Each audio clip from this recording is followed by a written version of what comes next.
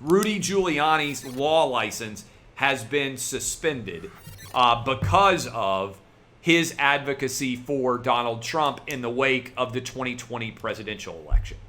Regardless of what you think of Rudy Giuliani, this is a very bad precedent to set, that if you advocate for someone that upsets one side of the political equation, they will strip your law license. I have represented murderers. I have represented alleged rapists. I have represented people accused of domestic violence, drug dealing, a lot of clients that are not necessarily the best dudes. That's part of the job of being a lawyer. Sometimes you make arguments to the zealous advocacy of your best ability that don't necessarily comport with what traditional standards of acceptability might reflect. And this is the job of a lawyer, to zealously advocate as best you can within the law. And that's what Rudy Giuliani did.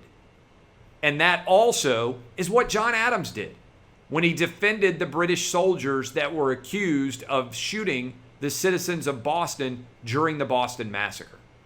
If you are watching me and you are somewhat young and you are thinking about law school, what I would encourage you to consider is lawyers defend the good and bad in society. They represent all of the scope of human behavior. And if we start to make decisions based on the politics of activism in the world of the law and stripping law licenses, we are continuing to further circumscribe the acceptable speech of not just lawyers, but also their clients, because at some point, every single person is entitled to legal representation.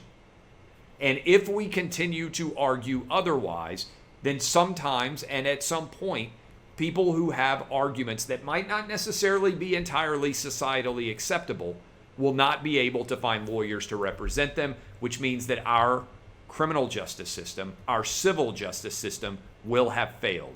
What New York did to Rudy Giuliani, regardless of what you think of his arguments, is wrong.